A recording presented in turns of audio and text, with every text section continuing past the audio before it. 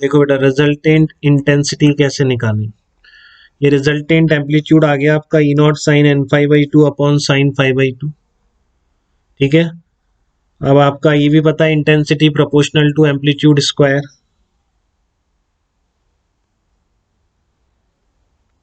तो यहां से अपन लिख देते हैं E R upon E R की वैल्यू क्या हो जाएगी, proportional to E naught R square. हाँ चलो, अपने आप कट जाएगा। आप लिखो आई आर अपॉन आई, कैसे कटेगा लेकिन, आई आर इक्वल्स टू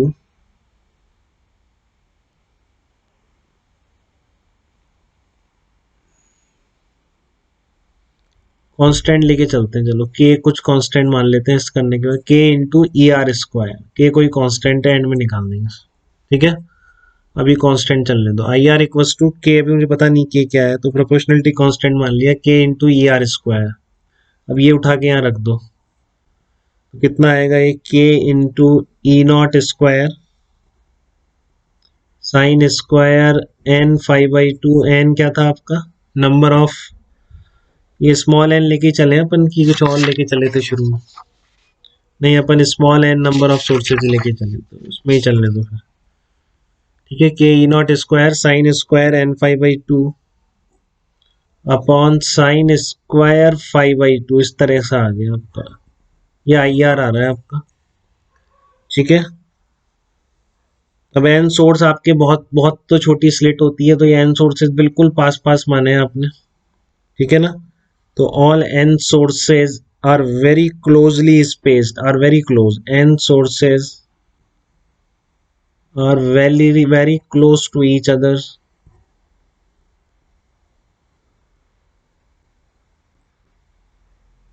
ठीक है, सो आपका जो फाई है या इनका बीच जो पार्ट डिफरेंस या फेज डिफरेंस है, so phi is very small.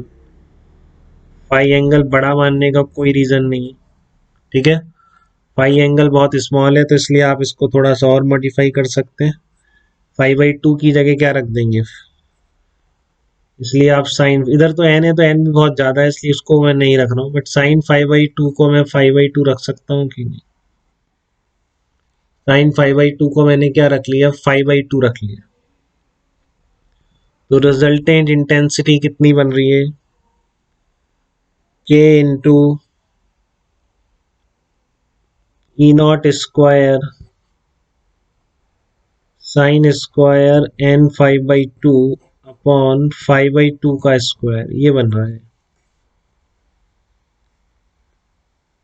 ठीक है, तो मैं इसको इस तरह से लिख रहा हूँ, यहाँ पे लिख देता हूँ, K into E naught square sine N five by two upon five by two, इस पूरे का square.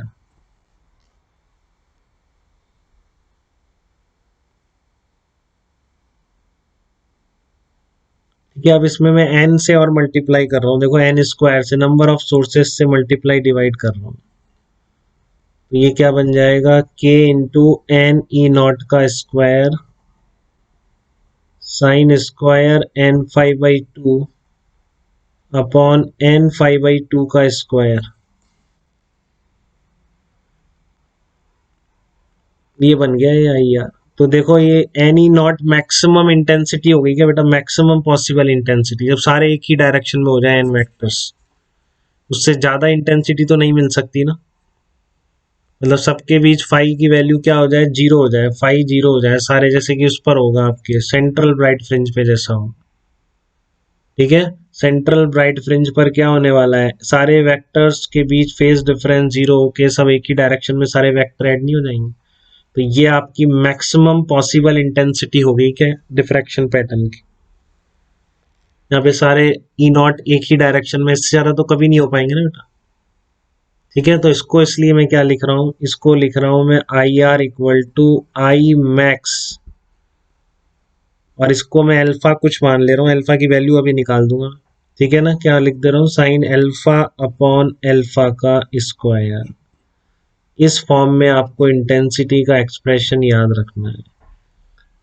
Resultant intensity at general theta, alpha क्या है, अल्फा देख लो एक बार, अल्फा है आपका एन फाइव बाई टू को अल्फा बोला है। ठीक है। और फाई की वैल्यू मैंने आपको कहा था, वहां ध्यान रखना किसको फाई दिया था, 2 pi by lambda into D sine theta को फाई बोला। इसको उठा के यहाँ पे रख दो, alpha equals to N by two 2 pi by lambda into D sine theta, इस तरीके से आ जाए।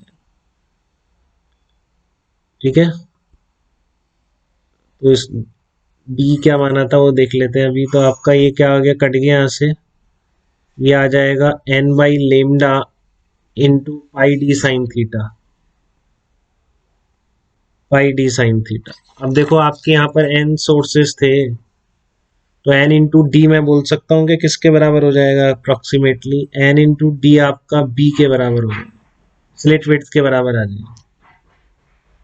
अब नंबर ऑफ सोर्सेज बहुत ज्यादा है एक्चुअल में, देखो 2 3, तो N minus one into D होना चाहिए था, ये N minus one into D equal to B होना चाहिए था। अगर एन सोर्सेज माने आपने एंड तक, तो N minus one into D B होगा, बट एन की वैल्यू बहुत ज़्यादा है, बहुत सारे सोर्सेज हैं, तो अप्रोक्सीमेटली मैं बोल सकता हूँ N D equal to B. तो डी की जगह क्या लिख सकते हैं, बी बाई एन लिख सकते हैं, स्मॉल डी जो बीच की डिस्टेंसेज मानी थी सारे सोर्सेज की, तो उसकी जगह मैं यहाँ पर बी एन इंटू डी की जगह बी कर दे रहा हूँ बस।